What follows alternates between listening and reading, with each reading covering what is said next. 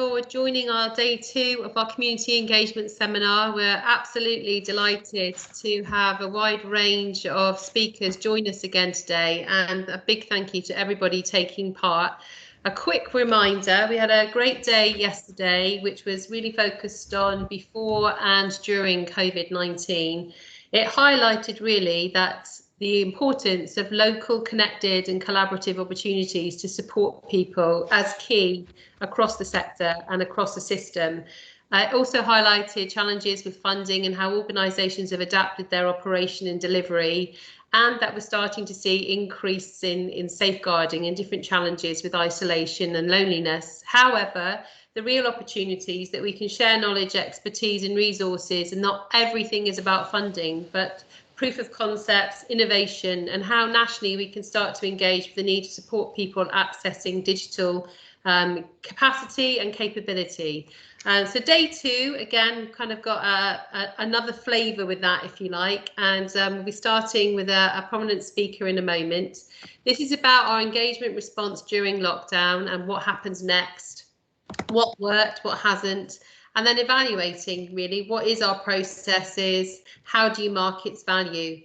So to that end, I'm not going to talk for forever. As Lolly said, please continue to stay on mute if you're not presenting. Keep your camera off. By joining the meeting that you've agreed with to us recording it and sharing it, and there will be a bar showing that the recording has begun. Any questions, please put into the chat box, which Lolly will then collate and give me the most relevant questions to ask each speaker during the session. Any unanswered questions will be followed up and answers circulated along with all the PowerPoint sessions and the survey details. Any challenges with seeing the speaker, you can also pin the speaker. We hope that they're all going to be in full screen mode automatically so that they can share their PowerPoints and PDFs. So fingers crossed that that works okay. Any challenges, or if you don't know how to pin somebody, just let us know. So I'm not going to continue to talk. I'm going to hand over to Councillor Rob Rotchall from Cornwall Council, who covers social care services. Over to you, Rob. Yeah, thanks very much. This is the moment when you offer up a silent prayer that okay. Can you see my presentation? Has that appeared on the screen? Yes. Yeah, that's fine.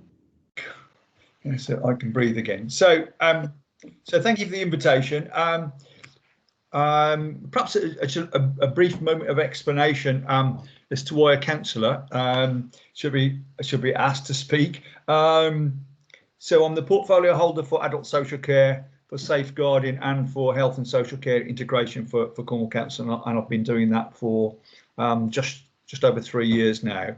But perhaps more importantly, I'm a nurse by profession. I've been a nurse for 5 decades or more now, and previously I was a chief nursing officer to a district and deputy chief exec in 2 NHS trusts, and then I wandered into the private sector and managed a cluster of care homes before I eventually retired. And I just wanted to set the scene a little bit, because if we're not careful, we can forget what life was like before COVID-19. And certainly I remember very, very clearly the health and care system in Cornwall was under a significant amount of pressure prior to COVID-19, and certainly with our principal acute hospital in Truro on a fairly regular basis being going into Opal 4 or the old black status because of the volumes of people. So we need to put that in context then, that both health and social care were working pretty much at capacity prior to the COVID-19 pandemic. And I have to say that in all my years, I don't remember the system being under as much pressure as it's been over the last 4 or 5 months. So to go into my slides formally then, so as well as COVID-19, of course, we had to continue to provide the full range of services that weren't directly linked to COVID-19, and that meant that people had to be a little bit creative in terms of how they were going about their daily business, because a lot of social care work is about face-to-face interventions, and because we weren't able to do that, and there was a knock-on effect to the staff having to adapt to another change in how they go about doing their work. So on this slide, I've just set out, a couple of those things around safeguarding, the Mental Capacity Act, etc. That work had to continue. So what I found interestingly was that we've been working on closer integration between health and social care for some years. But it's interesting in those first few weeks of the pandemic, actually we went into accelerated mode, and decisions were being made much quicker than I've experienced for a long time. And I think that was beneficial to the system, because we were actually making decisions and implementing those decisions rather than the more traditional route of kind of endless debate before we commit. So again, people working much closer together, the support from the local community, I'll come on to that again later.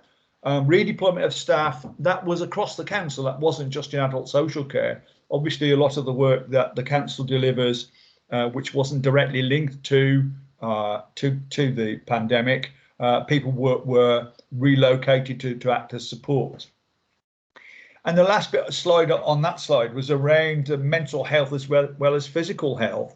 And I'm really mindful of the potential effect of mental health and going beyond COVID-19, because we're already talking about the economic impact of COVID-19 and what will it look like next year in terms of the employment landscape in Cornwall, and the picture isn't as bright as we would want it to be.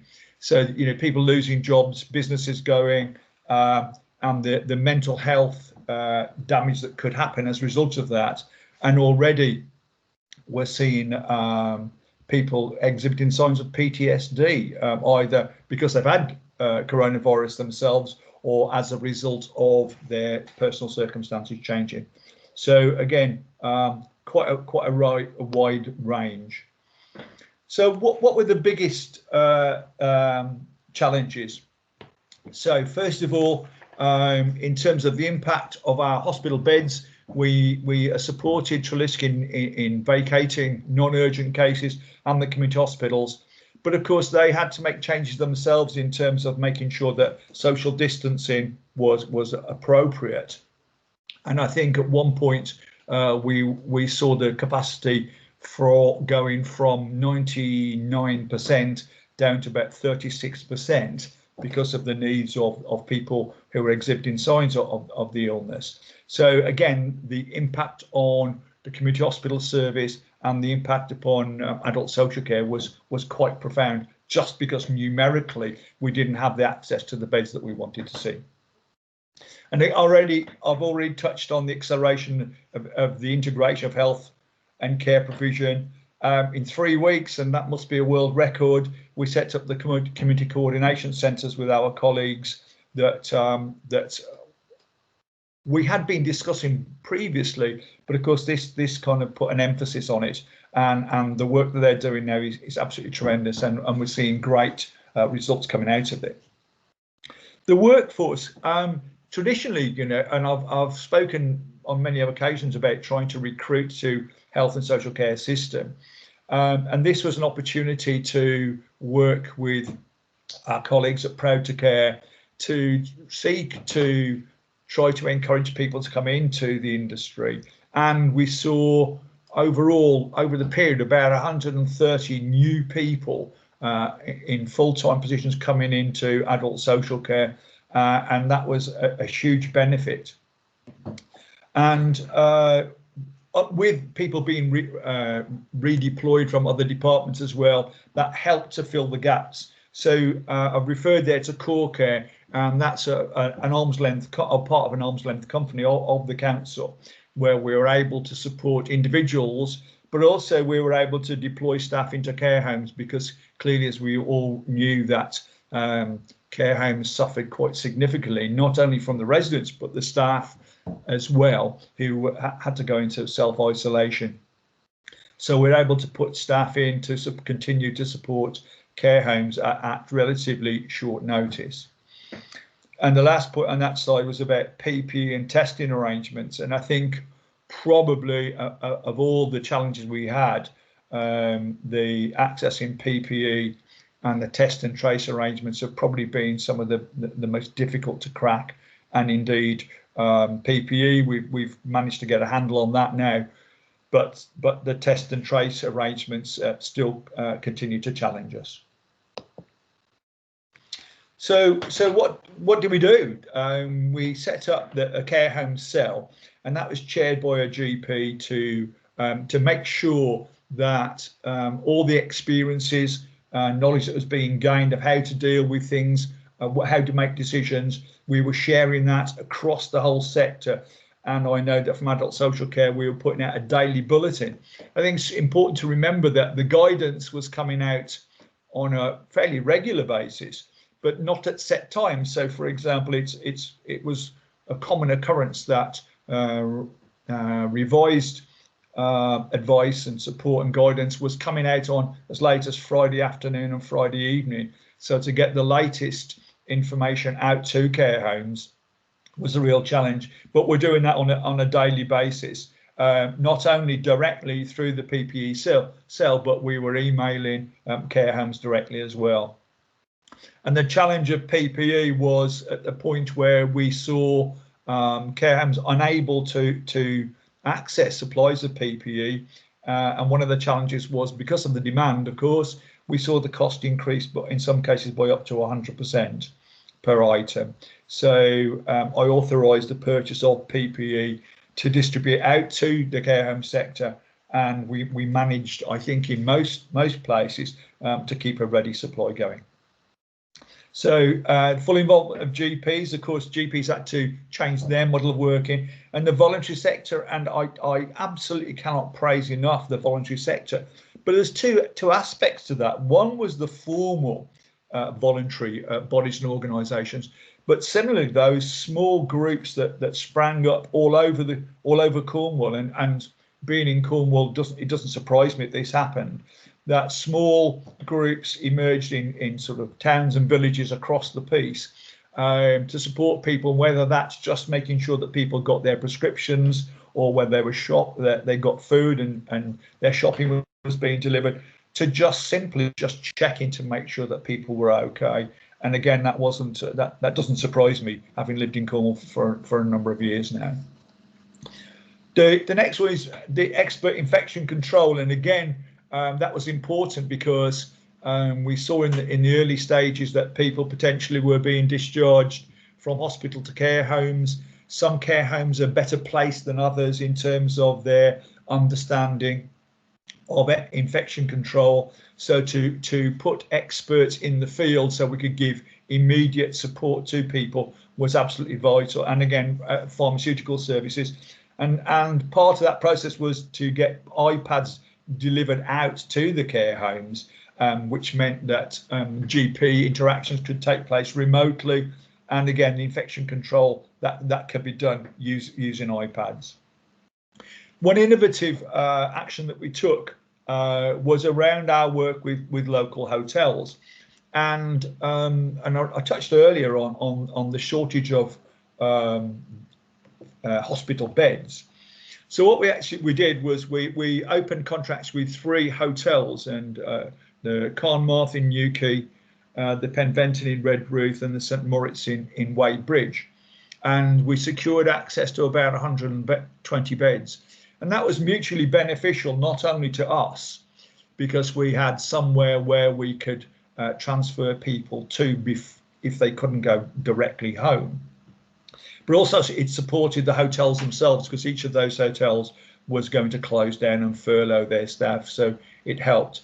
And so the hotel staff provided the hotel service, and through Core Care we were able to put care and support in to help those people in those stages of rehabilitation prior to them being able to go home.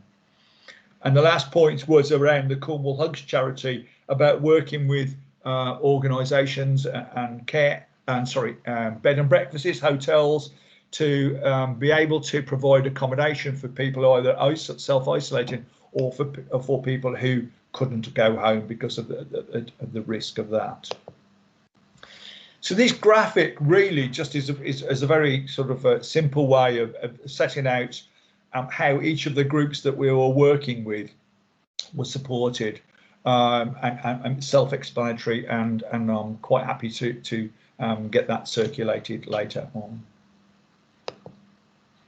And my last slide is about what next, and I touched it on at the beginning about staff were working pretty much flat out prior to COVID-19, and our concern around the impact of almost seeing a year or more than a year now where people have been working flat out over 7 days a week, and our concerns about their health and well-being, to make sure that we're putting support in place. And just before we came live, we were talking about the varieties. Some people want to return to the office-based system. Others are quite happy to be working from home.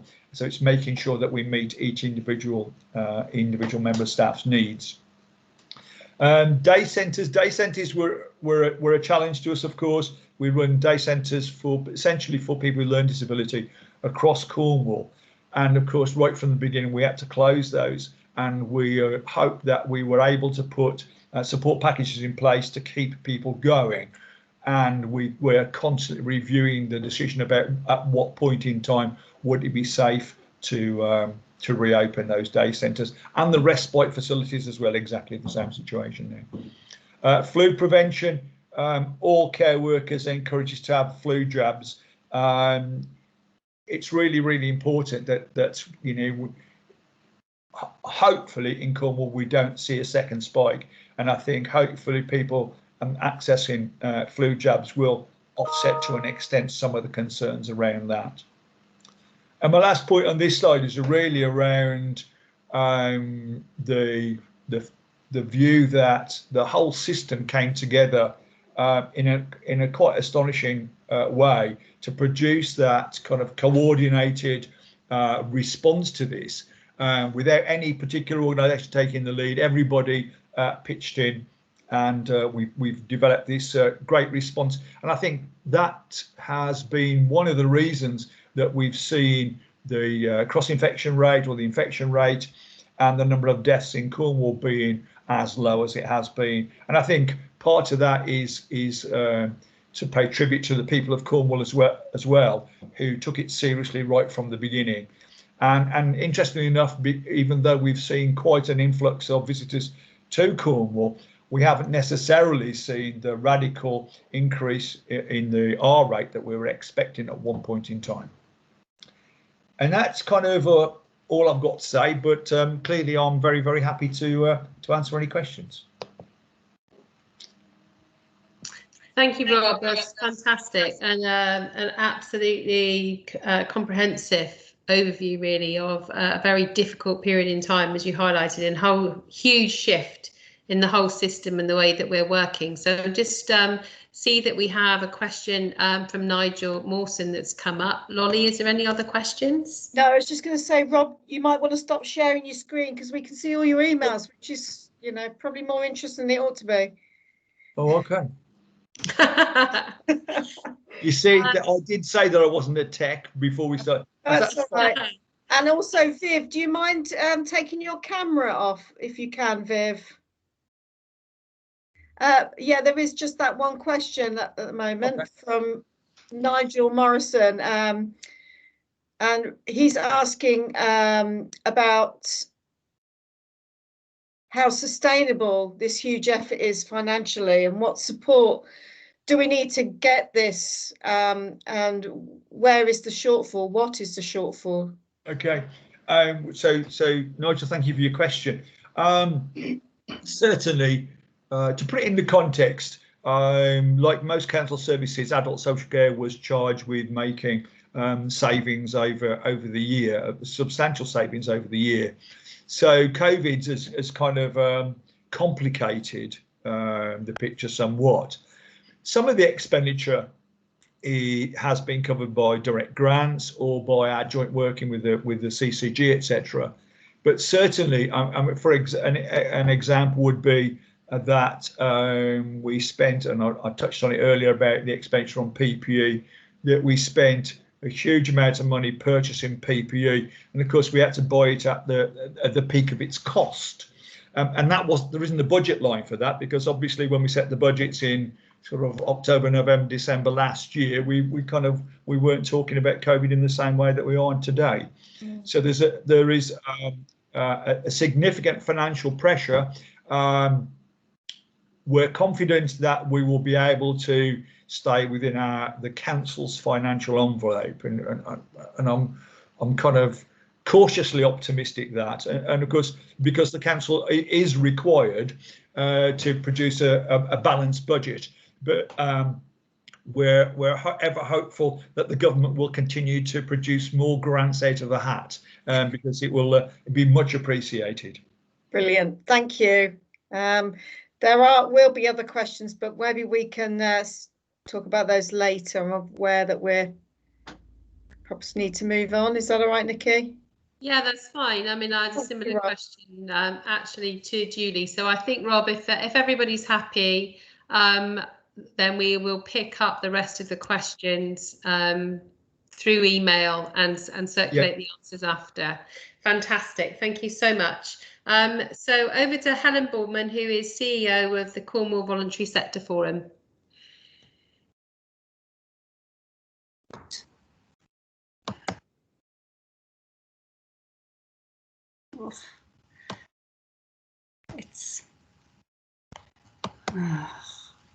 There we go, we're off now, Nikki. Couldn't unmute there, my apologies. So I'm going to speak for the next 10 minutes and then take 5 minutes of questions, hopefully, and attempt to share my screen if that's possible too. Hopefully you'll be able to see a presentation opening up as quickly as I can there. Sorry, it seems to be freezing. Can anybody? Yeah, I'll start talking and hopefully that'll boot into place. So I joined week 1 of the lockdown on the 23rd of March, which is 20 weeks ago. And we are funded by a small development grant of Cornwall Council, pays for my role and 2 part-time posts. And when I came into post, I was asked to solely focus on helping to mobilise the voluntary sector effort to the COVID-19 pandemic. And Rob touched on that formal voluntary sector earlier and the informal. So my focus was primarily on those registered charities in Cornwall and helping to coordinate and assign them to Cornwall Council's governance programme around the emergency. And so what we did very quickly is try to identify, firstly amongst our membership, who might have that particular subject expertise relating to those various emergency issues, such as housing the elderly, domestic abuse, food poverty, carers, mental health, physical disabilities, those particularly vulnerable groups who were shielding and isolated in the various local communities in Cornwall, and how we could quite quickly convene a strategic forum that could really group think about how we could pool our intelligence and resources and give a rapid response to those needs that we were identifying day to day at that point. So VERA was birthed, the Voluntary Emergency Response Alliance, and I'll give an overview in a moment of those members, and they quickly convened in week 2 of the lockdown to bring together all of the expertise we could and the resources we could and begin to very quickly collaborate with the council and other statutory partners, including the private sector. Just to give a quick context then, we've got 2,500 registered charities in Cornwall, deploying 10,000 staff, 87,000 volunteers, and bringing into Cornwall around just under £500 million. We wanted to build the voice of that sector, improve its influence, get greater collaboration and produce positive actions wherever we could. And so through Vera and that strategic forum, we began identifying how we could work with the individual parts of the Cornwall specialist services to tackle some of those issues we were facing. And we put together a joint newsletter every week to talk about those issues, to raise awareness amongst the wider sector and the rest of Cornwall Council partners, to talk about the information relating to unemployment or debt management advice or wherever there was emergency funding. And we produced around 200 pages, and we're at around 20 editions of that newsletter, which has been really well received. In the middle of all of that, we did a survey on the impact of COVID-19 on the voluntary sector, and we found it out exactly what those key concerns were amongst 147 respondents that came forward in the survey. They were critically concerned about the most vulnerable, the digital exclusion, the frailty and the vulnerabilities amongst the old and the very young. They were very concerned about their own financial precarity. You can't see my PowerPoint. Oh, I don't know why you can't see my PowerPoint. I'm so sorry. I will attach it to the presentation as soon as I've finished. Helen. Okay. If you just chat, we can pin you using the buttons at the bottom. So if you stop sharing it and just read it yourself, then that's... Okay. Sorry to interrupt. Okay. Some people can see it. Some people can, and some people can't. Okay. Yeah, I can see it fine. So it's definitely coming up, Helen. Okay. I've lost my little place now. I'm just going to skip through where I was. Very conscious of time. So we were tackling those issues, and there was a number of outcomes that we did achieve. We made good use of the emergency funding wherever we could through Cornwall Community Foundation. We made really good use of the volunteers that were being recruited through Volunteer Cornwall, some 3,000 in the end. And we made really good use of each partner's organisation. I'm going to quickly just share the screen if you can see it around some of those organisations. Just want to really give them a bit of a profile raising opportunity here. We have organisations who may be on the line today, like Age UK, Volunteer Cornwall I've mentioned, Pentraeth around mental health, Coastline around housing. You can see there we tried to cover off each one of those really dominant issues that were coming to the fore in the crisis, and wherever we could we invited guest speakers from the council and the health service to come and inform that discussion, and again create a bit of a catalyst for us to get on and do some further action.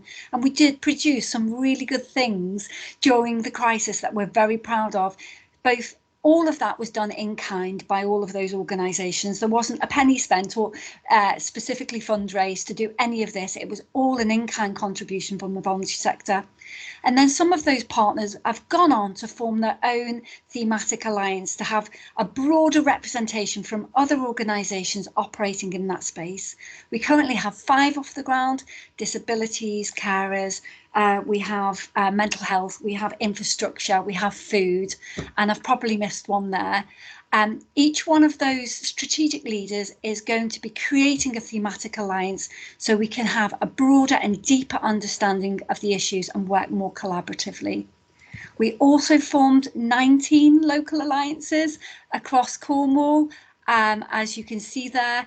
Again, members stepped up from our membership directory and took a lead there for each local community within a network area, and they were cross-sector, involving public health, the council, town and parish clerks and the faith sector. So they were really cross-sector efforts. All of those 17 of those 19 voluntary sector members said they want to sustain these efforts. Vera will continue as a strategic alliance, and thematic alliances are growing by the day, and we hope to achieve 19 within, hopefully, this calendar year.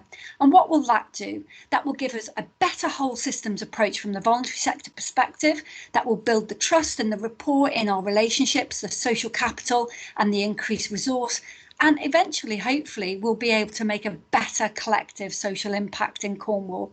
Again, none of it's been at cost, and I just want to give a real shout out to all of those voluntary sector organisations who at first met every day during the crisis and have now moved to weekly meetings. And I'm just very, very proud of the voluntary sector effort during the emergency. Any questions? Thanks so much, Helen. I mean, what a phenomenal achievement coming into your role, kind of straight on lockdown, stressful enough for anybody, but absolutely fantastic. And I think, you know, what your presentation has highlighted is just how effective that mobilisation and what you've achieved with Vera has done. And I guess there's a couple of points from people. One from Julie Wilson, really. In terms of the usefulness of continuing to do the joint working with the specialist groups and drilling it down to localities. And I wondered if you could just touch on some of those plans for the future, which, you know, we know are there and sound absolutely amazing. Yes, I mean, I think the usefulness of the joint strategic working in Vera has been excellent. We've made a big cultural shift in the sector. You know, and we've torn down the fences and we've built bridges everywhere. And I'm talking firsthand from our members who say we work differently, we approach things differently, we have greater trust and rapport. And, you know, the competition that sometimes we are forced to enter into is not going to have the adverse impact it's had before. We're going to continue to build this trust, this rapport, and sustain our relationships. At a local level, we're hoping to lift and shift the community response hubs across the 19 networks and form local alliances. The big issue there for our smaller bodies on the ground is they don't have the capacity some of our big organisations do. And they're asking for some help in terms of coordination, administration and liaison, but they're really up for it. They want to bring in all of the local formal voluntary sector organisations in a network together regularly and replicate what we've achieved in Vera, and open that up to the statutory sector and include things like community safety.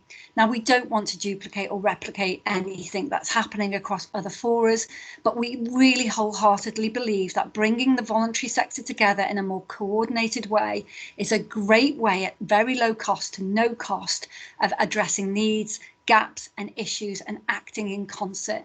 It's something everybody wants to, but we are going to need some help meeting some of that coordination cost in the future. But we've got a forum there for gathered intelligence, quickly pointing people at things and issues, a quick case study. Last week we had a small agency dealing with a couple who had domestic abuse, housing insecurity and food poverty, and straight away Coastline stepped in, First Light for domestic abuse and the food aid from the diocese. And within days, that matter was addressed. And that's how quick and agile and dynamic we are now starting to operate. Fantastic, thank you. Is there any other questions for Helen at this point? Otherwise, we can circulate any follow-up.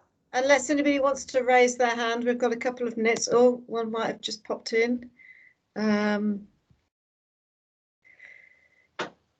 Somebody asking, Julie Wilson's asking about contacts with St Austell area.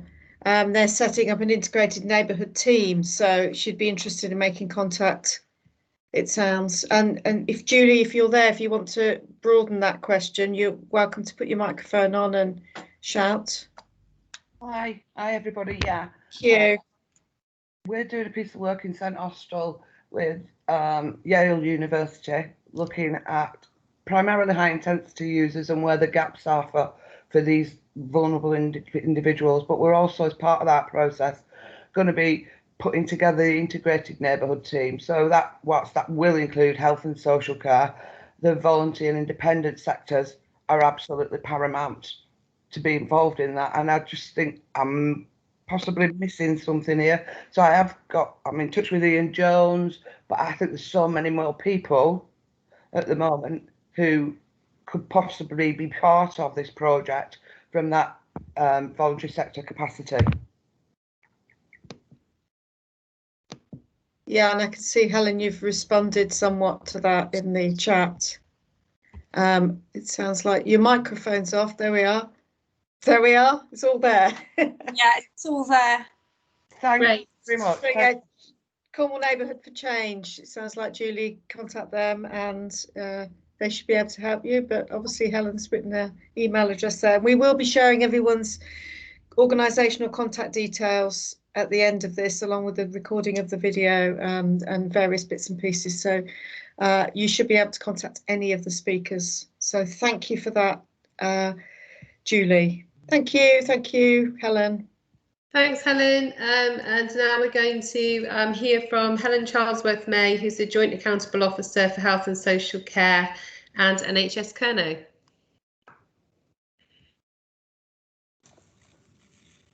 Hello everybody, let me just get this all opened up. Hopefully you can all hear me. Now of course this requires me to do some techie stuff. Let's see if I can get this up for you. Can people see that slide? I just have the one. Yeah, that's lovely. Perfect. Lovely. So I'm Helen Charlesworth-May. I have been Strategic Director for Adult Social Care and Public Health in Cornwall Council for about 2.5 years now. But on the 1st of April, I also became the Accountable Officer for Cllr CCG. So not quite the baptism of fire that Helen had, because at least I had been here for a while, but certainly a bit of a shock to the system to take that role on just as we entered into what we thought was the peak of the pandemic. Now, we had a really rigid response regime in terms of health and social care and the local authority for all the reasons that you would expect. This was a hugely complex national issue, and the response to it was driven by the emergency statutory response legislative requirements that organisations such as local authorities and hospital trusts and CCGs need to respond to, need to act within in an emergency. So I'm really happy to be candid with you that what that meant in terms of community engagement was that we did lots of communications. We sent out lots of comms saying that trying to get over the messages, the really important health messages that we needed to convey to the people of Cornwall. But I think we can all be really clear that we didn't do engagement. And I think that we just need to recognise that for what it was at that moment in time. But I also think we need to recognise now that although Cornwall had a really successful response to the pandemic, and the staff that worked in the health service and the staff that worked in social care and the staff that worked in the council provided the most fantastic response, the unacknowledged heroes and heroines of the pandemic response were actually the carers and the volunteers who just stepped into the space that was about how do you help your neighbour, how do you help your village, how do you help your town. We couldn't have managed the health response without all of our professionals, our doctors, our nurses, our ambulance drivers, all of those people. That wouldn't have been possible without those people. But equally, the response and the way in which we maintained operations in the community would not have been possible without people who provided additional care within their own families, or the volunteers who stepped in and made sure that their neighbours were getting their prescriptions or their food parcels or whatever. And so what I think is that means that we as statutory organisations need to recognise that if we're going to respond to what comes next, to the post-COVID world, we need to be clear about how we're going to work with those people who did step in and provide a very professional response, even if they weren't employed. And we need to understand how we're going to do that. And we're going to need to understand what does that mean for what comes next. And I think the thing we need to be clear about in total is that it's really hard for large and particularly statutory organisations to respond to and work with all the small organisations that emerge organically on the ground. Those people are really important and they know what is happening on a day-to-day basis, but it's really hard for the structures that hospitals, local authorities must have in order to operate properly. And therefore, how do we work with communities more generally, larger voluntary sector partners, in order to be able to have a thoughtful conversation that helps us address problems and address problems in a way that reflects the real needs on the ground and captures the strengths of the local communities, families, villages, towns, whatever, captures their strengths to help us address the problems that we are facing. And how do we turn that into our business as usual? That for me is the challenge of community engagement from big statutory organisations over the next 3 to 6 months, and turning that into something that is meaningful business as usual. And I am absolutely committed from a leadership position in ensuring that we talk to and listen to people who are working on a day-to-day basis in communities, either acting as carers or providing support to people in very, very localised communities. But I am really interested to hear from you and to talk to you about how we do that in a way that is manageable and recognises the limits on both ends of that spectrum, recognises the difficulties it poses for large organisations to talk to lots of people in small dispersed ways, but also recognises the very significant difficulties that it poses for people to talk to big organisations.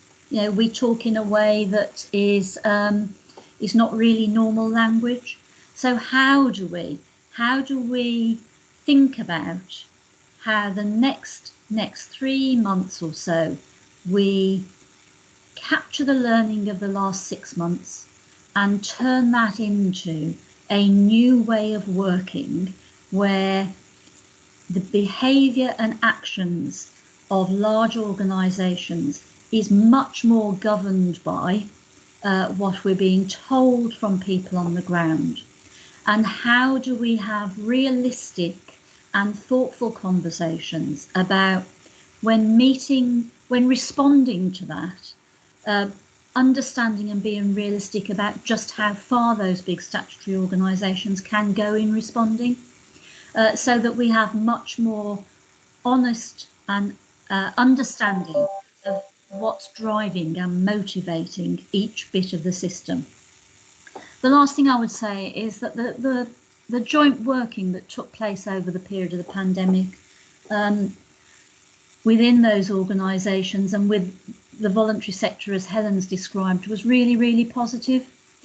But the voice that was missing was the voice of those people who are often seen as recipients of service and not always active participants in shaping those services. And I think we were starting to have that conversation before the pandemic. Clearly, we couldn't do it in the same way during the pandemic. And I'm really keen that we don't lose it now as we move out of the emergency response phase into the next recovery phase of the pandemic. I'm going to stop talking there, and I'm going to take the presentation down so that I can hopefully see some faces. Thank you so much for that, Helen. And, you know, again, I think it underlines what Rob and Helen's also have highlighted about the work that's gone on. And I think what you were talking about local communities and the way in which people have come into volunteering and immediately setting up volunteer support groups has been phenomenal. And seeing how those developed organically. Yeah. And I call it organic social prescribing in a way, because that's what everybody did for themselves, as with their next door neighbour. So I guess one of the questions, building on some of the comments that have already been in the chat box, is as we go into winter pressures and flu and all the other things, how do we help those local volunteers that set up with limited bureaucracy, really? About going through policies and processes and literally did it for themselves. How do we sustain that level of volunteering and the motivation, capacity and the behaviour change really within communities that occurred where everybody was thinking about each other? How do we sustain that? So I'm going to do something. I hate it when people do it to me, but I'm sort of going to offer that question back and ask, because I think that if you ask me as accountable officer, or you were to ask Kate as chief exec of RCHT how we were going to do that, we would really struggle, because that isn't what we are really good at. What we're really good at is running those big organisations. What we need your help with is telling us what you need to sustain that. And for me, that I'm really clear that this winter coming is probably going to be the most difficult that I will have ever experienced in my career. I'm really clear about that.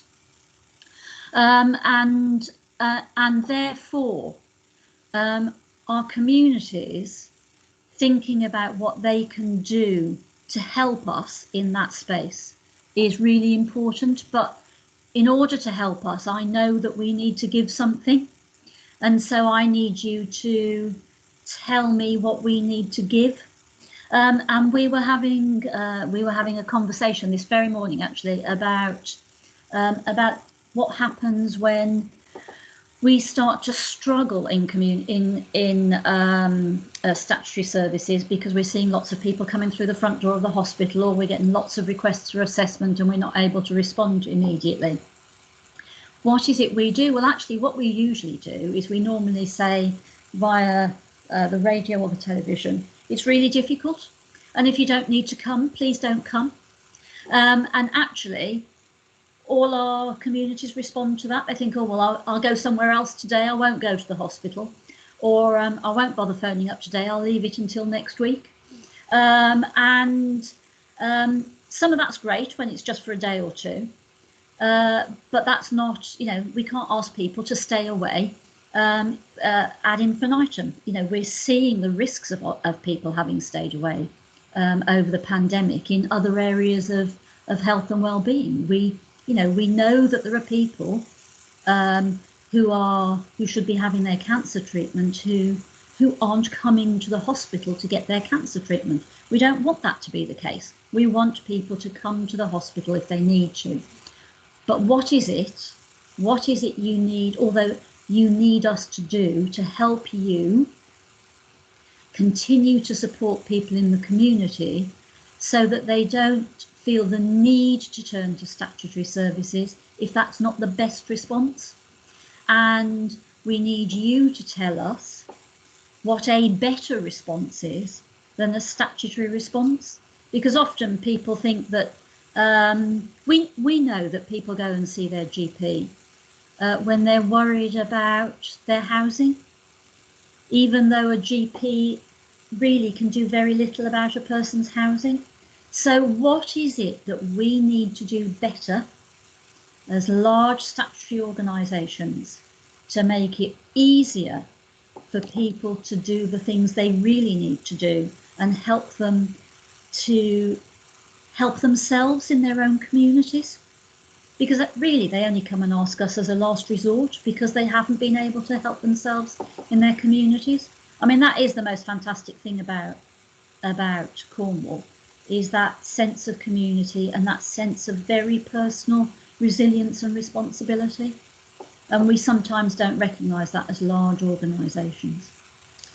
Thank you. And there's a couple of points people have raised. So Sally Turner has just said, as a single point of contact in small communities that have created local flexible groups, including social prescribers, community makers, community navigators, PPGs, and a single point of access that can also feed into the local MDT team. So that's the kind of citizens advisory panels idea, which we're starting to now look at piloting. And then from Julie Wilson, again, in terms of the St Austell area and being really passionate about the community and looking at demographics to capture all groups of citizens. And I guess that's something that comes up a lot, is how do we engage people that don't engage? So looking at what Julie has said is also really interesting, and priming some of those underrepresented groups, and how then we can work with community makers and other people to pull that together.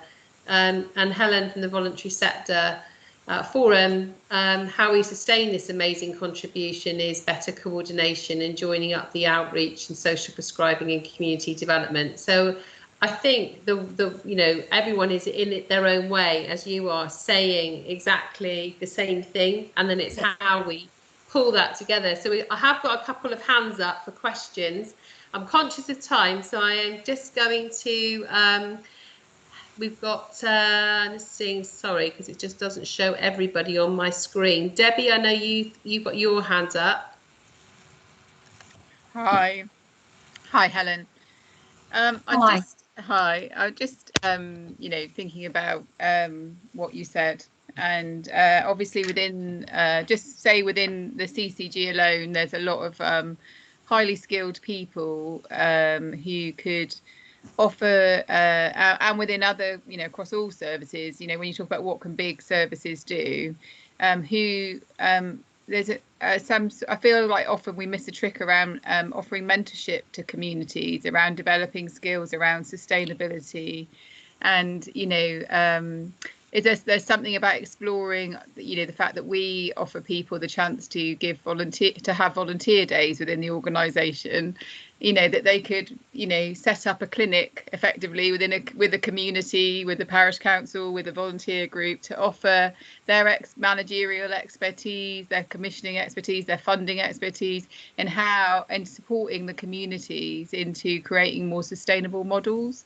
And just wonder whether that was something that would be worth exploring, with our communications team, to kind of see if people would be interested in, doing that. Yeah, so I'm up for anything. I know that I'm not the expert in this. I know that there are people in the organisation that are much better at this than I am, but the real experts are out in the community. So I am absolutely up for anything that will enable us as a place to better manage the, I don't want to use the word difficulties, we know winter's going to be difficult, but manage the ebb and flow of life and health and wellness and sometimes illness. How do we better do that? I think the one thing I would say is that the other thing we know is that it's very difficult for large organisations to cede power. And some of that is not about not wanting to, but about some of the constraints that are placed on large organisations. And I'm really asking that we are able to have grown-up conversations where sometimes recognising that sometimes the answer will be no, we just can't do that. But in response to your question, I am absolutely clear. I am prepared to try anything that we think might make a difference in terms of the quality of life and quality of response to people who live in Cornwall, whether they are well and want to plan for the future, or whether they are ill and just want better support in managing those conditions. Thank you. And I know that we've got some more questions, but we are running over on time. So I'm going to ask Lolly to collate those, if that's okay.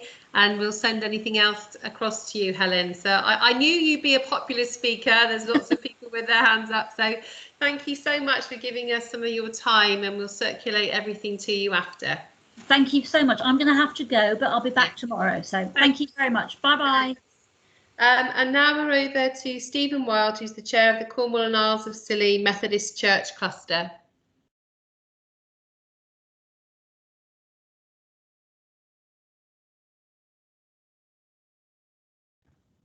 You're on mute, Steve.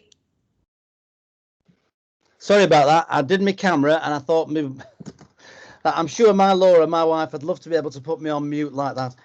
That's great. I did send something through, but let's see if can you see that? I can't see anything at the moment. Steve, right. I've got your PowerPoint ready if you want me to share it. That'd be absolutely fantastic, Lolly. If you could do that, that'd be great. Great. And can we ask John to turn his camera off, John James? So that we can, that's fantastic. Thanks, John. That's grand.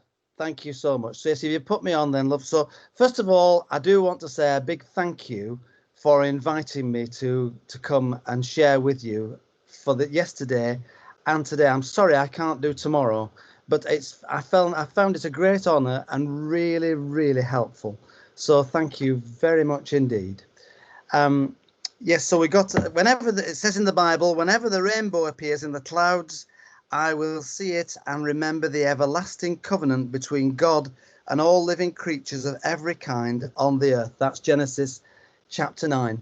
And in the midst of dark clouds, in the midst of a traumatic time for our world, as a Christian, as a person of faith, I speak to you from a place of hope and not of despair at all in all that's happening. And this was on my morning run just earlier this week that I took this photograph on my phone, and it really did encourage me an awful lot. But I am speaking actually as on behalf of the Churches Together in Cornwall. If I could have my next slide, please. The Churches Together in Cornwall, I'm proud to say, is one of the best churches together in the whole of the country. And we are a bit of a flagship for everywhere. We had in 2013 a declaration of intent. Well, what does that mean? It means that, if you like, the church leaders got together to sign a document to say they were going to work together. And we did that in a remarkable way with me for the Methodists and the Bishop for the Church of England. And the Salvation Army said that they wanted to be part of that. And so did the United Reformed Church and the Baptists, which was great. The Roman Catholic bishop who lives in Plymouth, but he covers Cornwall, he wanted to sign it. He sent the document to the Pope, and the Pope sent a message back saying, I won't allow you to sign this. So the bishop said, right, I don't care. I want to sign another document that says the Pope won't let me sign this, but I want to stand alongside you as well. And when he said that, then the Russian Orthodox joined, and so did the Greek Orthodox, and so did the Quakers. So we have uniquely in Cornwall, I speak to you now representing, as well as the more modern house churches across the board, Christians together, and there's our Churches Together website with all that we're seeking to do. Next sign, please. Next picture. But what am I saying? What am I saying to you all? Our churches are empty. I mean, it's just, there's cobwebs, there's mice rattling about in our buildings. When we've not been open, we've had to shut everything down. But actually, this has been amazing for Christians and for people of faith in Cornwall. And yes, the churches are empty, but the work of the kingdom, the work of the churches is happening in a very, very exciting way. And yes, we're empty, but God is at work. Actually, some churches now are getting back together, just having social distancing within the building, but we're only allowed 30 people for a service. So it is quite difficult. But the radical thing that the Holy Spirit has done, in my language, is the online services, the church online, because we have seen, working through the internet, a most remarkable way of things happening in an exciting way. So before the lockdown, it was 8% of people going to church, engaging with faith. Over this period, that's gone up. The last time I looked, it was 14%. So in our country, that, I know that's not enormous, but that is for us in the churches. We are really, really encouraged by that, and that has worked really, really well. On the other side, on what's been not working so well, well, when this started, and it's hard to sort of say when I'm covering everybody, but let me just give an example. In Launceston, so I'm at the top of the county there, I'm going to go down to the bottom of the county in a minute. We have a young church there. It's only 3 years old. It's about 130 people. A very young church, lots a bit like IKEA, you know, lots and lots of babies and things. When this started, they immediately began in Launceston a very good run for prescriptions for older people and helping to do shopping and things. And that went really well to start with. But it very soon, and that was good because there was a big need then. But suddenly the need didn't seem as great as Boots began to deliver, and now people have prescriptions delivered by the postman. So that went, and other people then got into click and collect or whatever from the supermarket, so they didn't need the shopping as much. But it was good for a time. But if you like, when I'm asked what hasn't worked as well, that didn't work as well. The Camborne Meals on Wheels, which is run from the big Methodist church in Camborne, because of the age of many of the drivers, the retired people, we had to close that down almost immediately that lockdown came, which was desperate, because some of those folks who we feed in Camborne are so lonely. That's the only person they see in a day is one of our people going around with the meal. And also, it's not something you could just sort of say, oh, well, anybody can do it, because some of these people they have bad eyesight and they've got to pay something, and they usually just hand the purse over to the person who's delivering the meal to take the money out. Well, you can't really, you understand there's some problems there. However, I'm really glad to say that I think for the last 10 days now, the Meals on Wheels has been running again, and the Methodist church there at Camborne has been getting all that moving. So I'm really, really encouraged about that. If I could go on to the next slide, please. I'm very aware of the time, and I'll yes. Here's one of our chaplaincy team at Trelisk, Don Whitting. He's an Anglican priest, a lovely young man doing a great work there, along with a fantastic team who right from the start of this virus have just thrown caution to the wind. They've been absolutely there for God to where people are in need. And we put out a call for, we needed extra help with the chaplaincy team because of all the restrictions in Trelisk. And it was overwhelming. It was very moving. the number of people who wanted to come. And let me say this, as I say, I was introduced as Methodist, and I am Methodist. I'm not ashamed of that. But actually, what's really great is that all across the board, people came to want to help at Cllr. And very thrilling, lots of young Christians wanted to be part of this. And we've all been heartened, we've all been mightily, mightily encouraged by this. Now, just a final one, please, about what happened last Sunday, because places are meeting better now. We have the final picture, please. So I'm doing a service at the Gwennett Pit next Sunday. Last Sunday, I was here near Land's End at Senham, and we've got a church there. You may have seen it if you've driven to Land's End. It's got 2 surfboards on the front of the church because there's a surfing community who are part of the Methodist church there. But you can see that everybody was, actually, we were in the graveyard. The graveyard isn't that full, so, so we were able to be on the grass. But I did start off my sermon by saying God does good things in graveyards, because of course that's where Jesus was risen from the dead. But we had a harvest service there with a guitar and an electronic organ, and you can see there were all ages there, and it was wonderful. So things are breaking out a bit better now. I have to be very careful because I'm mildly diabetic, so I have to keep my distance from everybody, and that's why I've not been doing too much. But other places around the county have been having services in car parks.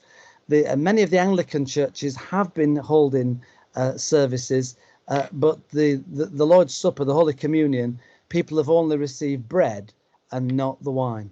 So there's been a few issues around that. I just want to say a little bit finally about my own work, which has been on YouTube. I should have done various missions throughout Cornwall during this summer period and with the holidaymakers, and I have a team of people who help me with that. But unfortunately, the virus closed all that down. So I set up a YouTube channel, and ever since March, whatever it was, every day I've done a prayer and a Bible reading and a thought that's lasted only a little bit more than 3 minutes. Often it's under 3 minutes. It's now 6 weeks ago that the phone rang at 6:10 Sunday morning, which I'm up that time Sunday morning, and I answered it, and it was a lady who was asking about me. She was from South Africa, and she said to me, the thing is, Reverend Wild, I don't know who you are, I'm not religious, but my friend is a Christian. And I asked her to pray because I'm in despair here. And when I told her the story, and the story was that her son had rung her on a mobile phone. He's South African, but he was in Cornwall. He was homeless. He was feeling very, very sick. He'd no money, and he was in a desperate state. And she said, my friend said, she'd watched you on this YouTube channel, and you said that you're from Cornwall and the Isles of Scilly. Look, can you please help me with my son? I'm absolutely desperate. I don't know where else to go. I said, well, where is he? She said, well, you'll never have heard of it. It's a place called Cllr. So I said, well, that's where I live. So that was at, by that time, it was 6:30 Sunday morning. I can tell you that by 7:30, and I am the vice chairman of St. Petrock's, I'd rung up St. Petrock's. One of St. Petrock's volunteers went, he said that he was near some lavatories by the river in Cllr or whatever. So they went and found him, this lad, shivering, and they got him to hospital. They promised him accommodation and clothes and some money. And I rang his mother back in South Africa, and she said, all I can say, Reverend Wild, is there must be a God. So that rounds off that little story of hope and faith in this difficult time. Please, if there's any questions from anybody, I'm glad to answer anything. Thank you. Thank you so much, Steve. And what a fantastic story that was to kind of round that session off. And Tracy's put in, Tracy Rouse, actually how it cheered her up listening to you, because it's real stories to focus on. And I think something that came out of yesterday and today is the importance of using stories to demonstrate what happens in local communities, and how these networks, these real grassroots organic networks work. the role, I think, of the pastoral visitors that you've highlighted and that we all work with and experienced, the kind of support that they provide is tremendous. And one of the quick questions, because I know we're short on time, is really just how you have seen the role of pastoral visitors in communities play out during COVID-19 and how we can start to really work with that as its own system and network going forward, because certainly in the coastal cluster, we work really in a quite coordinated way with the pastoral visitors and how that feeds back into the GPs. Thank you. Well, of course, there's a Christian church in nearly every community in Cornwall, and so that's across the board with us all. So the thing about us is that we already had a network set up of care and of pastoral visiting and people, so we were able just to latch into it straight away. And of course, I'm talking about the Christians here. I have to say, in my community where I live in Truro and on Hart, I've been so impressed by people who have no faith or are very tentative towards the faith, and the work that they've been doing, just as good neighbours, just as good Cornish folk wanting to help somebody else. And there's lots of that. I mean, I could talk more on that, but I know we're short of time. Thank you ever so much, and lots of comments about how energising your presentation has been. So thank you so much for your time. And we're now over to John James, who's the CEO of Farming Health Hub. Thank you, Nikki. Can I share a screen and bring my presentation up? Yes, please do. Okay, hopefully everybody can see that. Yeah. Yeah. More than I can, it's disappeared. They just disappeared from me. I had a bit of an IT issue. I've had to switch laptops because I couldn't actually sort of get into it.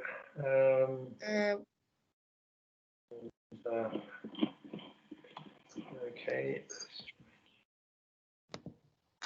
Let's try again. I'm having a few IT issues here. Yeah, that's good. Is it there? Yeah. Okay. Well, let me just put it on actually sort of.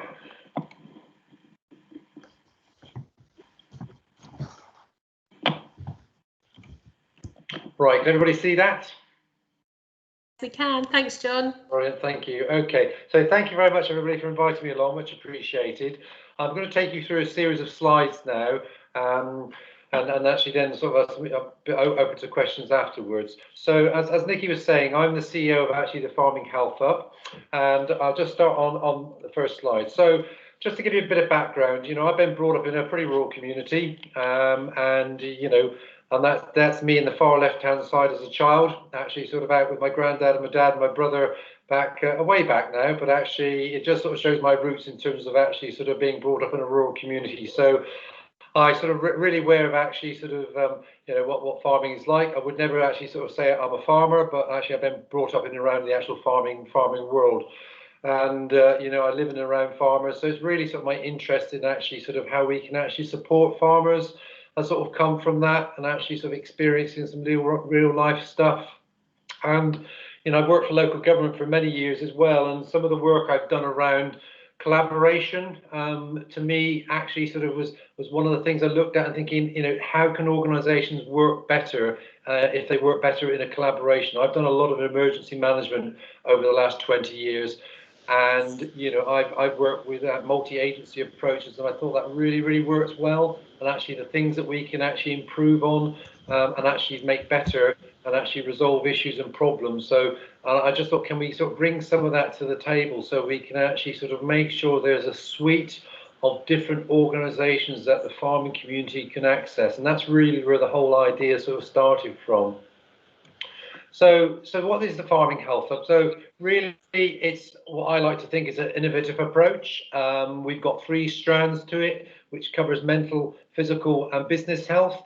My interest started to stem from actually sort of mental health and looking at actually the suicide rates within farming. But that got me to very quickly think about how, why people suffering from mental health. You know, farming is a tough industry. You know, they're a resilient bunch of people, but actually, you know, if your business is not doing well, your mental and physical health is not going to do so well. So I quickly brought together thinking, well, we need to actually look at those three strands. And not, you can't deal with them in isolation. So how can we actually sort of do that? So that's what I call the three strands to the concept of farming health.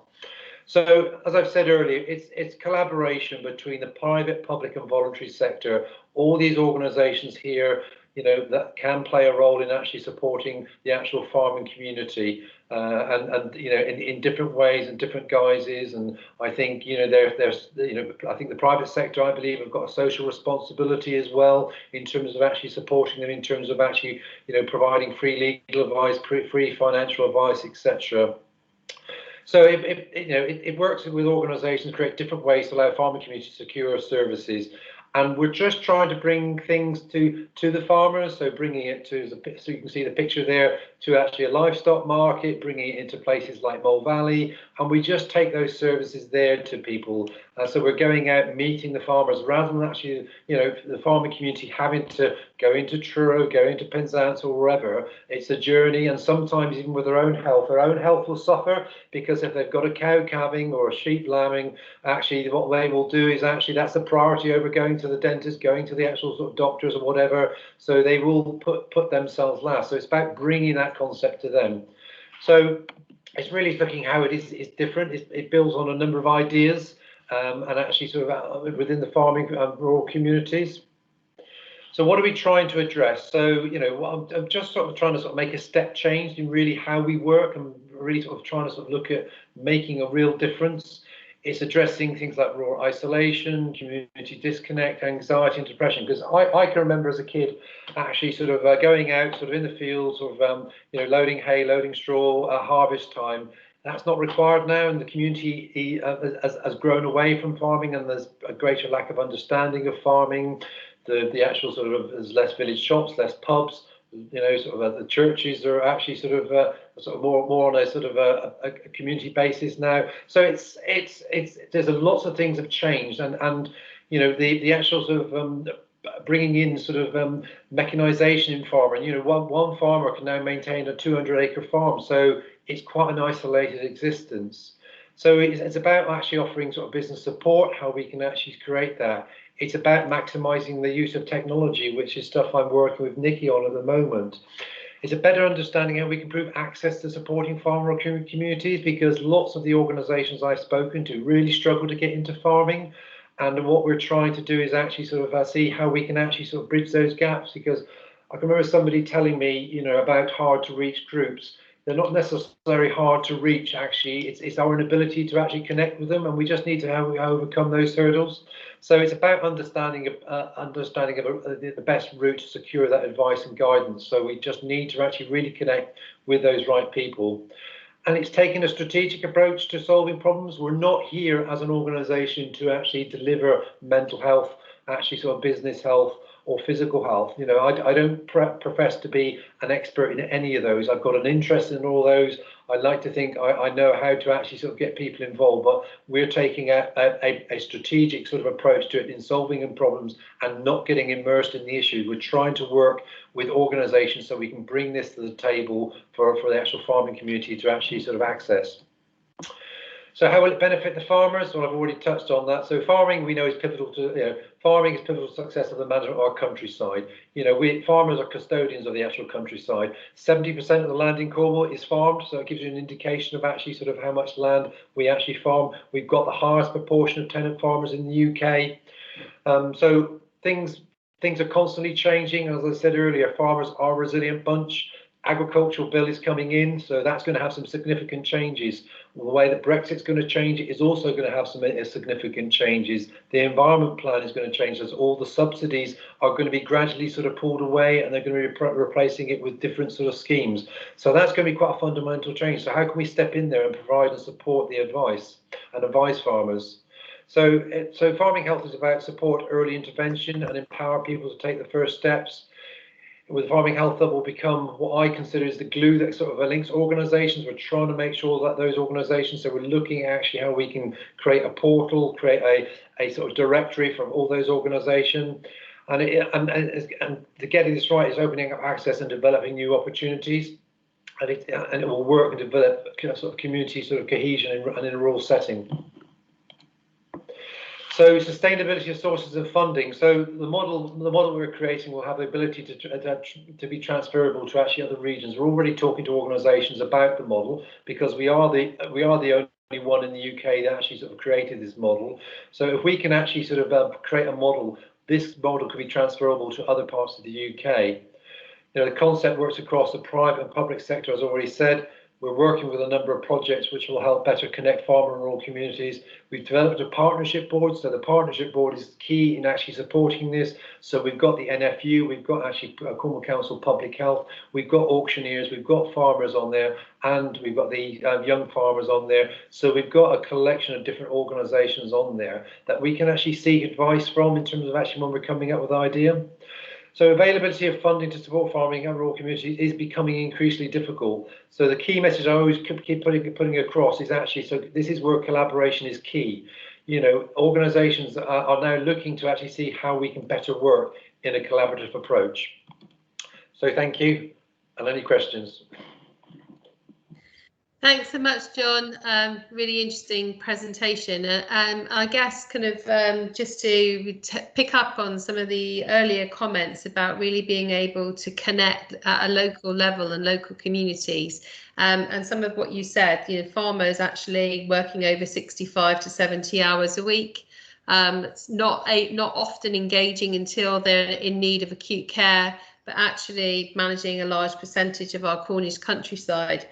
So I guess just a question really in terms of how do you see the Farming Health Hub also being able to integrate with the work that the Voluntary Sector Forum is doing along the 19 local alliances and also working with parish councils and others?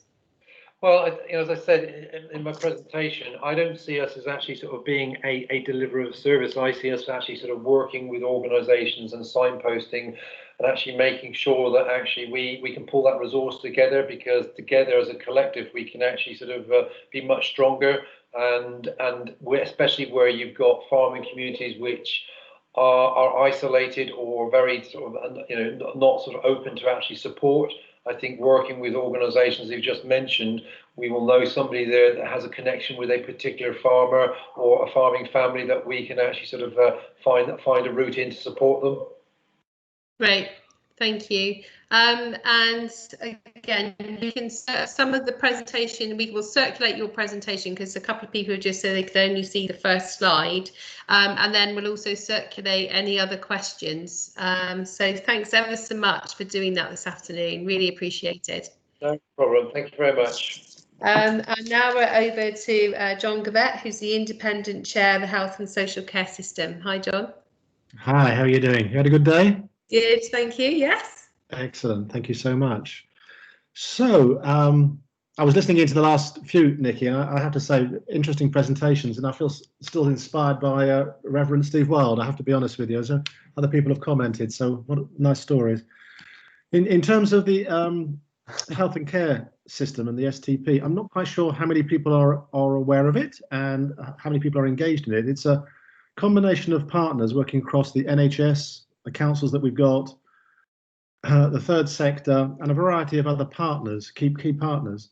And as I know this theme is about collaboration and community, most specifically, I think I just wanted to touch on some of the new things that we're doing that have come out as part of the rethinking of that partnership in the way it works, by introducing more place and community engagement in what we're doing and having the voice of that community at the top table.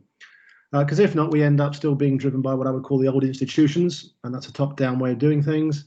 So we're trying to sort of put the patient and the citizen at the heart of what we're doing and think about how we might re-engineer new patient pathways right across the system to not only be better for the patient and the citizen, but also in terms of doing it more efficiently. And by the way we've done that is by bringing primary care. And we've got these things, 14 of them, that are called primary care networks. They're the aggregation of GP surgeries and primary care, and they aggregate to 14 local primary care networks that aggregate into 3 independent care areas, and their representatives sit on our system board. The question that we've only been discussing even this morning is how do we make sure that they actually have a voice and they're not just there to listen? So this is about, in a partnership, about how we gain some traction and make some real difference in what we're doing.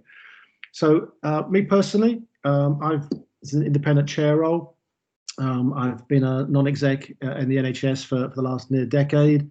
I've been a managing director of a county council, been in the private sector. And the reason why I say that to you is that particularly in the NHS, I've seen things done in the last 8 weeks, or during COVID anyway, that in other places the NHS took 8 years. I exaggerate to make a point, but all the things that couldn't be done suddenly got done, and suddenly got done faster and together, and in such a fashion that we really feel we can do things differently if we actually collaborate. Because it's not, I always say, it's not structures that do business, it's people. But we've got to move away from being institutionally led and being actually now citizen and patient led in our thinking. And what with all the bad things that came with COVID, one of the big things that came with it as an advantage is that people broke the barriers of command and control. They broke the barriers of you can't do because. They basically went, I'm struggling to cope with this. I've got to find a quicker, faster and better way of doing it. And they did. And they came up with things like the community assessment treatment units. Cornwall was very proud to be at the front end of the government asking about putting us at the front end of triage by asking people to think about first 111 calls where we could triage. I've personally had a few health issues myself recently over the last few weeks, and I've been to GPs and they've done, virtually anyway, and they've done things radically differently. And the speed of which I think the NHS have been moving has been much faster than we've had before. So I think the thing I wanted to do was talk less and give you the chance to ask me any questions. But one of the things I wanted to bring with you is, whether it be a government-led issue, we need more trained nurses in Cornwall and the Isles of Scilly. And there's no point us saying it's just about the money, because if we don't actually have the education system, and I'm talking about universities and FE colleges to provide it, we can have all the ambition that we like. We actually won't get there and actually have more trained nurses. So collaboration for us is about finding new ways of working, and COVID has in some ways forced the universities and FE colleges to think about their delivery models as well. So that's all good stuff. So we're just at that juncture of so many people who said it couldn't be done, they're now doing it. And we've got to make sure they don't go back to how they did do it. And we've got to make sure we capture now how they might do it going forward. And as part of the things that I'm very passionate about is I was nearly for a decade the group chief executive of a very large third sector organisation. I think our system needs to engage more with the third sector. I resist calling it voluntary. The third sector, and think about how the third sector is engaged more collaboratively in the whole system across health and social care, and the care homes, and how do we actually work collaboratively for better outcomes. So, Nikki, I'll pause there and give people the opportunity to ask questions they would like. Great, thanks ever so much, John. Really appreciate that. So if there's any questions from anybody, if you could just pop your hand up. Deb, I can see your hands up from before. I don't know if that's still there as a question for John.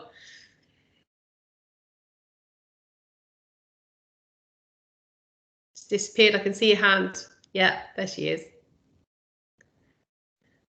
Whilst we're waiting, I just wanted to pick up on something you were just talking about in terms of new ways of working and skill development, which in terms of what you're doing with nurses. And I just wondered, with the amount of young people now going, facing unemployment, or colleges and universities not working in the same way, how do you feel we could give young people work experience in the health and social care sector in Cornwall?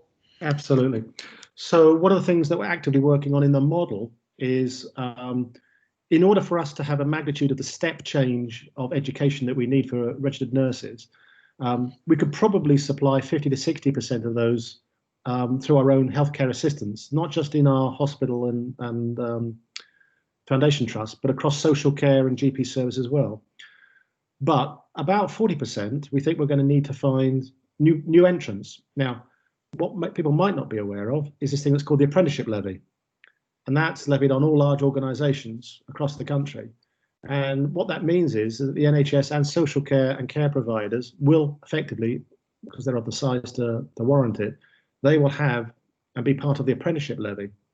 So one of the things that we're going to use is to use the apprenticeship model to actually do delivery. But we want to try and attract more young people into the NHS and social care at a level where, as we start on a conveyor belt of education, moving people through towards registered nurses, it's being backfilled in its journey through by young people coming in as apprentices. Then they move into healthcare assistants as they move on to registered nursing.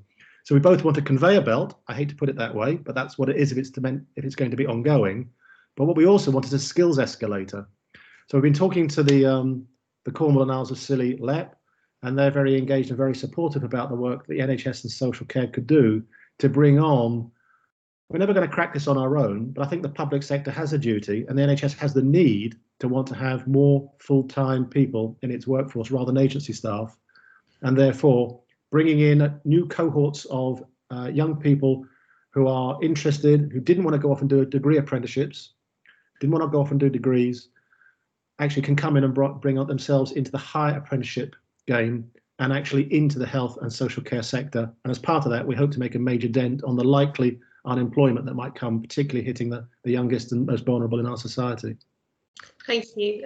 Julie Wilson's just raised a point that we've been talking about integration for a long time now, and time to join it all up in communities to let them direct local provision. In terms of workforce, what Julie's saying is, can we audit what skills are needed in a locality rather than stick to traditional roles? Yeah, no, absolutely. So there's two pieces of work that need to go on here. So I'll give you a magnitude to make a point. And please don't quote me on the numbers because they're not the right numbers, but I'm just trying to use them to make a point. All right. So let's just say today we're training 100 nurses a year. We might need to have 500 nurses a year. The issue that we've actually got here is we always hear about, let's not go off and do anything until we're quite sure what the new model is. Well, we're so far away from being right that why don't we crack on and do 300 nurses while we're waiting to work out what the new different types of skill sets are. So there's two streams of work here. There's the gap of provision is so great, we need to crack on and make a step change. And it's not about being rude about what we're doing now, but it's not of a scale that's going to crack the problem, both in terms of quality and in terms of reducing the agency bill. But as we're now looking at new ways of working, new patient pathways, there has to be a moment in time when we look at that and say, actually, we might have this in one part of social care and we're duplicating it in another area. How do we join them up? But also there might be different skills that are needed at different points of delivery. It won't be the first time you've actually seen, particularly in NHS, where you had quite highly skilled, trained people doing quite high volume, low value work. And therefore, that's about this point about getting the right skills matrix in place. And that work has yet to be done, but we're not going to wait for that to be done before we crack on and actually do the development work. There's too much to be gained in both quality and efficiency by taking major steps forward now. Thank you. And just kind of one more point, just because conscious of time, but in terms of changing the conversation with people coming into the sector, because obviously the sector as a whole can sometimes be seen as you work long hours, you know, people are not often sure of what the career pathway looks like. Competing with a number of sectors. One of the things the hospitality sector did was a big hospitality conversation to actually change the dialogue with people about coming into the sector and opening it up. And I just wondered, in terms of things like sector-based skills academies for health, given the government push to set up sector skills academies, I just wondered, is that something else that's going to be looked at, to how we could work with the Department for Work and Pensions and others for the health sector? Fun enough, there is conversations taking place with some of them now, actually. Right. I think we're also joining up with Higher Education England, because there's something about, there's no single bullet, by the way, that's going to crack all this. Yeah. And even, you know, I've spoken to so many different people who have got so much experience, but there's no one who's got all the experience. And there's something for me about, even when you take this at a treasury level, and we looked at it from joining up, if you could take people who are potentially unemployed and move on a skills escalator, not only do they help in terms of the Department of Work and Pensions universal credit problem, they actually help people in terms of, you know, self-worth and value. They help the economy from moving from a cost to tax contributor. They also, you know, impact on the agency bill. So if you were doing a business case and this was capital, people have no problem with looking at this over a 10-year period. What I'm trying to challenge, and colleagues here are trying to challenge, is why aren't we looking at 10-year paybacks for people-based skills rather than only ever taking short-term view of investment in people. Great. Thank you very much. I'm conscious of time, so if there's any other questions for John or any other points people would like to raise, we'll circulate those to you, John, afterwards, and Lolly will do that. So really appreciate you joining us today and time. There's quite a lot of interesting dialogue that's come out of the last 2 days, and I'm sure that will be the same tomorrow, that we'd like to share with you afterwards as well. So thanks very much for that. Have a good day, and have a good day tomorrow, everyone. Thank you. Thank you. And Debbie Irons, now over to you. And Debbie's a professional lead for personalisation and personal health budgets, as well as doing some work with Cllr, fantastic organisation, supporting inclusive movement and engagement through creative art and word. Hi. So yeah, I mean, I'm kind of going to focus on my work as professional lead for personalisation today, but as with everything's always interconnected. So with a lot of my work has been supporting people who have not had maybe positive experiences with the NHS, or the NHS hasn't worked for them terribly well in pulling together their care and support, and often they have been people who have the most complex needs, and having a different conversation with them and spending a lot of time listening and helping them pull apart what they want, what their hopes and dreams are, where they'd like to go, what direction they'd like to move in. And a lot of that was obviously connecting them with their communities, all of which came to a very big standstill with COVID. And suddenly all of the community support that they had been accessing disappeared overnight. So the things which they really enjoyed, the community groups they attended weekly, or the exercise opportunities, whatever it was they were doing, all kind of disappeared.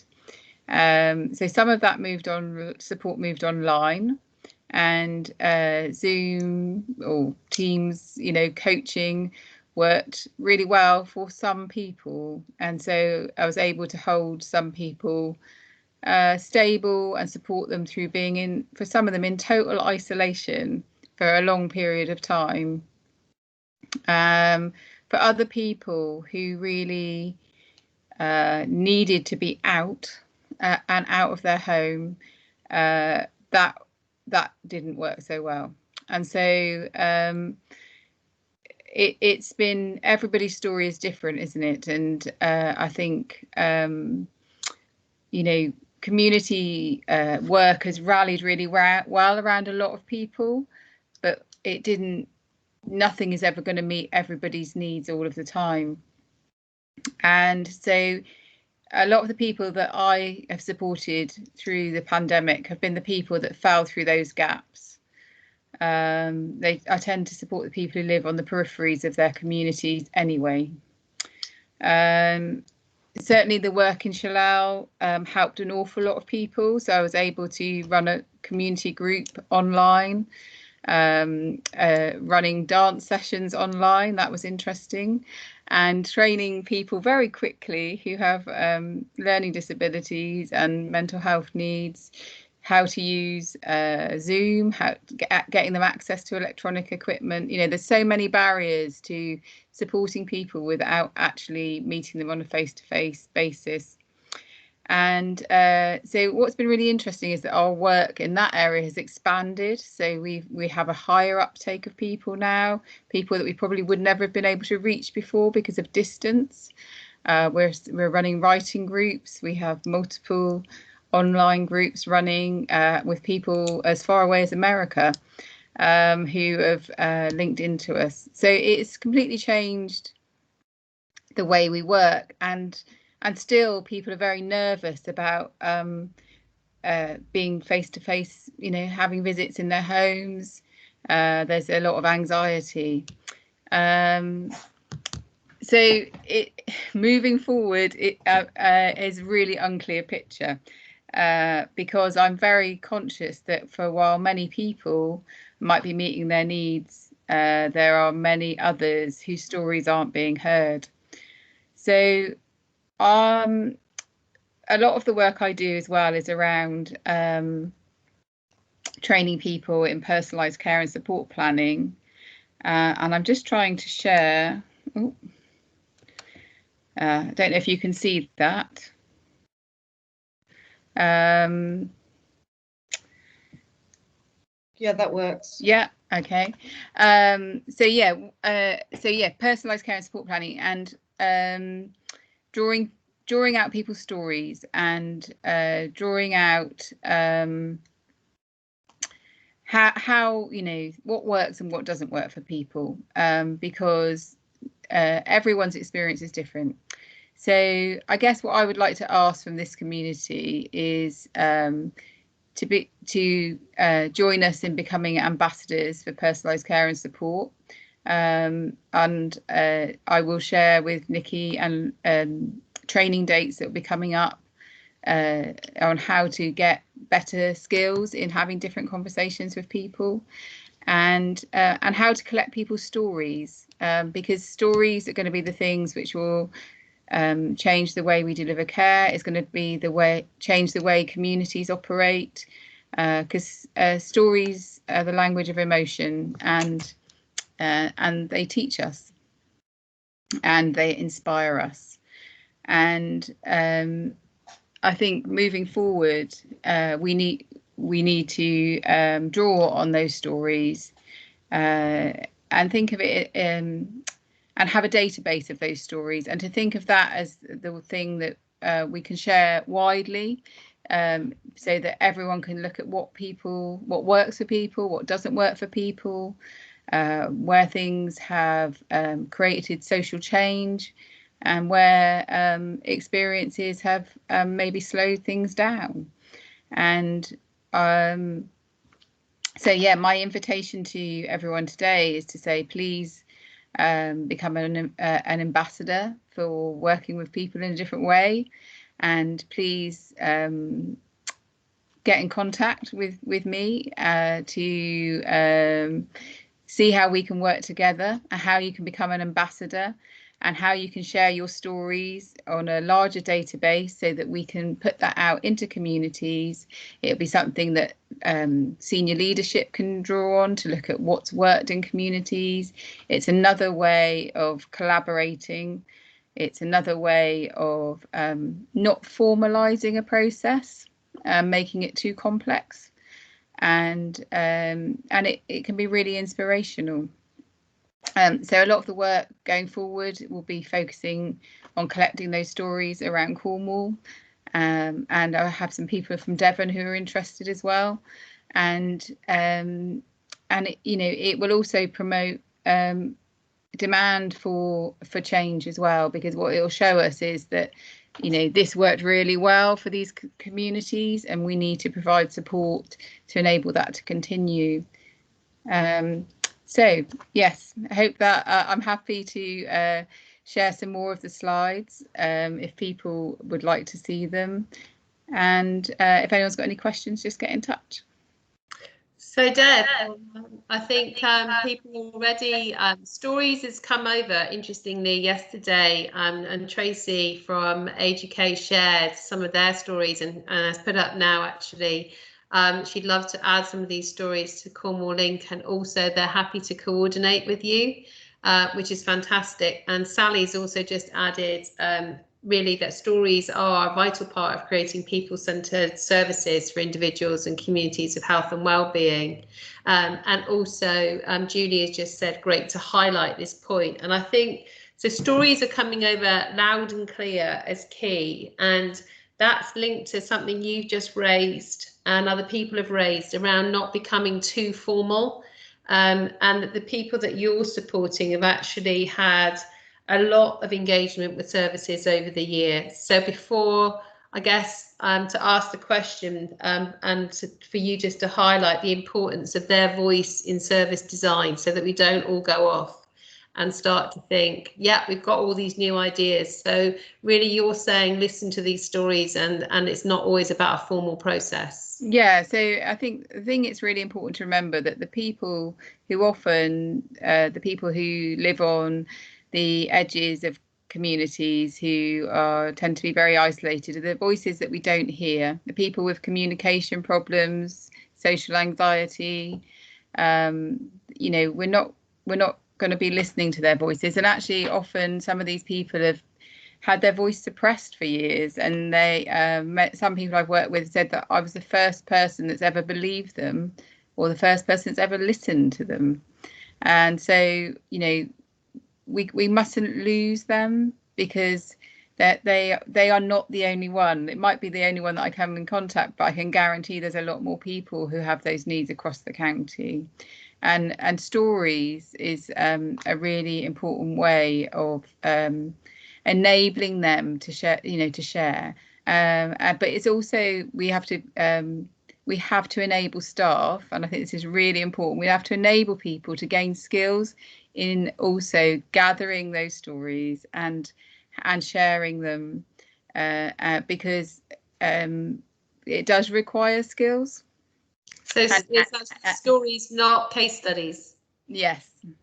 Yeah. Great. There's somebody else. Sharon Wilkins has just put up, actually, Steve Denning has also written some great stuff around storytelling and shared a link. So all of this we will share with you after today. And brilliant. It would be great to have as many ambassadors and champions, as you said. Yes, please, to join if you're up. interested in becoming an ambassador, contact me. The training's free. It's only a couple of hours to start with. And it will give you also connection to ongoing action learning sets where you can problem solve any blocks and barriers, and we can help you overcome any problems that you have in creating change. And also you get a nice badge. But it's you know, we want to we want to gain momentum, and the main focus of becoming an ambassador is to empower people through the power of stories. Fantastic. Thank you so much. That was brilliant. Lots of interest, clearly, and we'll look at how many people sign up. So it'd be great to keep updated with that. Thanks ever so much. Thank you. So we're coming to the end of another amazing day. Thank you, everybody who has contributed to our second day of our community forum. What we, so I guess some key highlights, really, the role of system working, the way that we do that within local communities that are activated, engaged, and at the centre of everything we do, through stories, through sharing skills and experience, keeping up really though with its uniqueness, because every community is completely unique, and it's important that we keep that. Working with local networks, obviously the role that Steve highlighted with the church, and that's both faith-based and non-faith-based in terms of the role that the pastoral support workers play.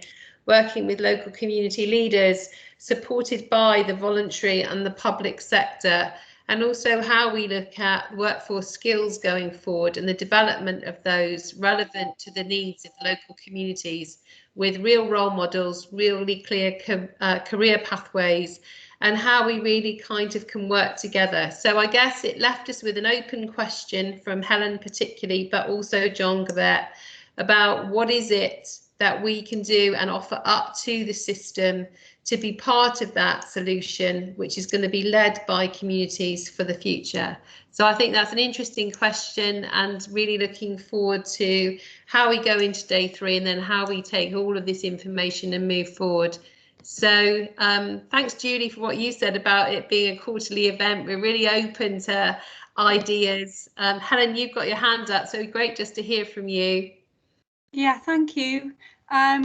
Just noticed at the end of the agenda there was a little bit of an AOB, a bit of input, wasn't there? I think that is a sort of the Helen Charlesworth-May question, a really important one for us to consider, and they're asking as institutions, what can they do? And there's been some really good points made today, hasn't there, from Tracy Roos and other colleagues about what they can do differently to change, and John Govett as well, about that system transformation. And essentially, you know, we need We need an acceptance that bottom-up grassroots approaches by active citizens or self-organised groups, formal voluntary sector organisations is the best way forward to have an accurate asset map of resource available and an accurate map of who's providing what, both formally registered groups and the informal unregistered groups, to look at that per locality, to look at the gaps, look at the needs, look at the issues, and then create the conditions for really good collaboration. So my response back to the statutory sector, and specifically to commissioners, you need to safeguard us from unnecessary competition, which sets us up for petty rivalry, which creates fences around us when there needs to be bridges.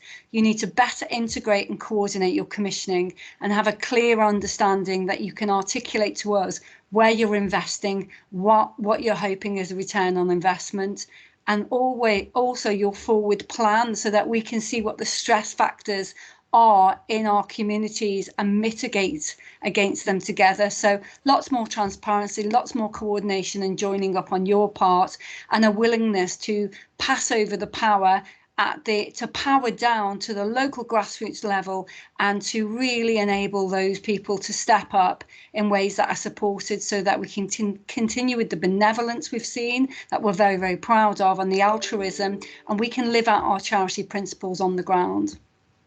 Great, thank you so much, Helen. Really, really appreciate that input. And Tracy's also just kind of added there, really, maybe we could reframe the question about what public statutory services can do to support communities and shape around individual needs rather than the other way around. And I think that's a really great point for us to kind of finish on. So I really want to, I can't believe we're on time actually, but I'm quite impressed with that. So thanks ever so much for everybody's contribution. And Sally's just kind of added a hurrah. So that's really nice to end on a positive note. So thanks everybody.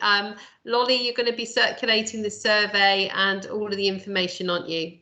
Yeah, I've actually posted the survey up, but I can repost it again. It's just a few chats back, but let's pop it in again. And anybody that's been on the original email and has requested to be part of the updates, we'll certainly be sending them a reminder with all of the documents and videos and contact details for the speakers in the next couple of weeks. So yeah. Great. Thank you all for joining. Have a really great evening. Thank you. Thank you. Bye-bye.